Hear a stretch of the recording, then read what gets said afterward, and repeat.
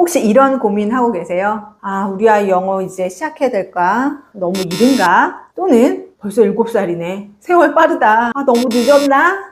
이런 고민을 하시는 분들에게 오늘 영상이 도움되실 거예요. 오늘은 취학 전 영어 노출을 하면 좋은 이유를 여러 가지 연구와 그리고 제 경험을 바탕으로 말씀을 드려보도록 하겠습니다. 안녕하세요. 띵동영어 제키쌤입니다. 저는 아이들에게 영어를 가르치고 있는 강사이기도 하고요. 4-7세 영어 루틴에 관한 책과 그리고 엄마표 생활 영어에 관한 책을 쓴 작가이기도 합니다. 그리고 여전히 아이에게 영어 노출을 해주고 있는 엄마이기도 합니다. 오늘은 이론만이 아니라 제가 실제로 아이 키우면서 경험했던 여러 가지 순간들도 공유를 해보도록 하겠습니다. 제 아이가 한 4살쯤이었을 거예요. 잠자리에서 영어 그림책을 읽어주려는데 아이가 갑자기 책 표지 한 귀퉁이를 콕 집는 거예요. 그러더니 나 이거 많이 봤었어 이러는 거예요. 그래서 제가 뭔가 하고 이렇게 봤더니 출판사 로고가 그려져 있었어요. 이렇게 촛불을 들고 있는 곰돌이 모양이었거든요. 어디서 봤었는데? 라고 제가 질문을 했더니 아이가 일어나서 책장에 가서 그 로고가 그려진 그림책들을 막 꺼내는 거예요. 전 솔직히 그때 많이 놀랐거든요. 아무도 알려준 적도 없고 저는 그냥 무심히 넘겼던 건데 아이는 기억하고 있었던 거죠.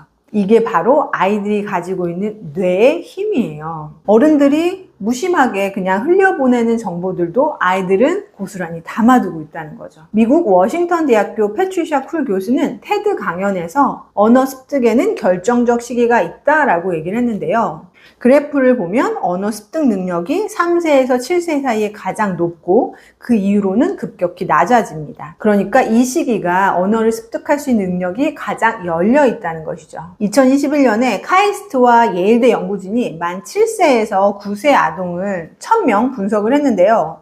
이 시기에 외국어를 구사할 줄 아는 아이들은 모국어만 구사하는 아이들보다 뇌신경망이 더 발달해 있고 인지 능력이 뛰어났다고 합니다. 영어 노출을 일찍 해주는 것이 영어만 잘하게 하는 게 아니라 뇌 발달 자체에도 도움이 된다는 뜻이죠. 전 사실 성인 대상으로 영어를 좀 오래 가르쳤었거든요. 그 당시에 저는 영어 공부를 자전거 타기에 자주 비유를 했었어요. 자전거 탈 때 생각하면서 타지 않잖아요. 발은 어떻게 해야 되고 시선은 어떻게 해야 되고 넘어질 때는 핸들을 어느 쪽으로 돌려야 되고 이런 생각하지 않잖아요. 말로는 설명하기 힘들지만 몸으로 기억하는 지식, 이게 바로 암묵적 지식이죠. 영어 습득도 마찬가지인데요. 영어와 한국어의 가장 큰 차이점 중에 하나는 바로 어순이죠. 한국어는 나는 너를 사랑해. 주어, 목적어, 동사. I love you. 주어, 동사, 목적어. 순서가 반대죠. 그래서 단어를 외워도 막상 영어로 말을 하거나 또는 글을 쓰려고 하면 쉽지가 않습니다.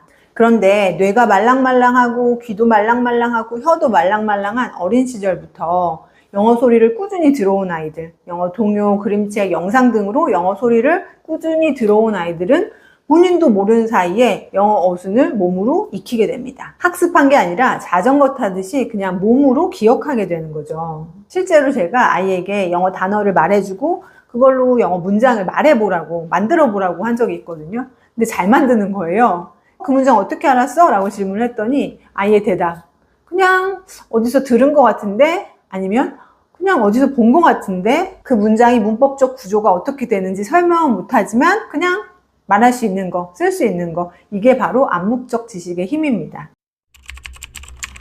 혹시 영어 공부하실 때 발음 때문에 고생하신 적 있으세요? 스, 브, 즈 이런 소리들은 한국어에 없죠. 그래서 성인이 되어서 새롭게 발음을 익히려고 한다거나 또는 잘못하고 있는 발음을 교정하려고 하면 쉽지가 않습니다. 왜냐하면 성인들의 뇌, 혀, 귀는 이미 모국어에 최적화가 되어 있어서 익숙한 소리만 내려고 해요. 발음 교정 전문가들이 제2 언어를 시작하기에 가장 좋은 나이로 꼽는 게 4세라고 합니다. 이 시기부터 영어 소리를 꾸준히 들어온 아이는 뇌 안에 영어 소리 회로가 만들어진다고 보시면 돼요.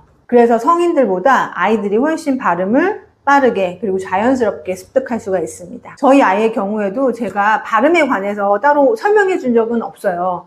쓰는 혀끝을 앞니 아랫니 사이에서 번데기 발음 이렇게 해야 돼 이렇게 설명해 준 적은 없거든요. 근데 어느 날 보니까 정확하게 발음을 하고 있어요. 단어 안의 강세, 문장 안의 인토네이션까지 자연스럽게 습득할 수 있습니다.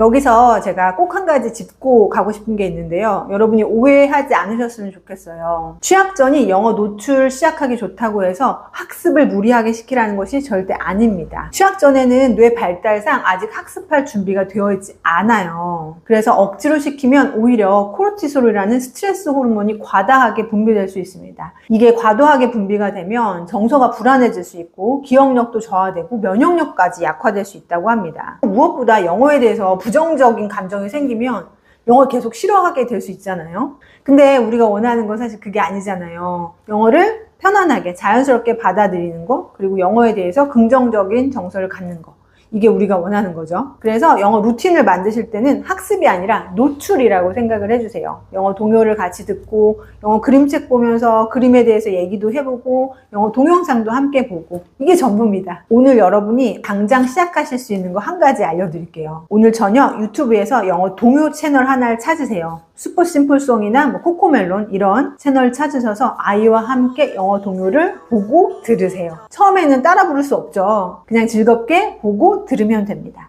그게 바로 영어 소리 노출의 시작입니다. 영상이 도움이 되셨다면 구독과 좋아요 부탁드릴게요. 오늘 영상을 보고 바로 시작하실 영어 루틴이 있다면 댓글로 달아주세요. 제가 응원의 댓글 달아드리도록 하겠습니다. 그럼 다음 영상에서 뵙겠습니다.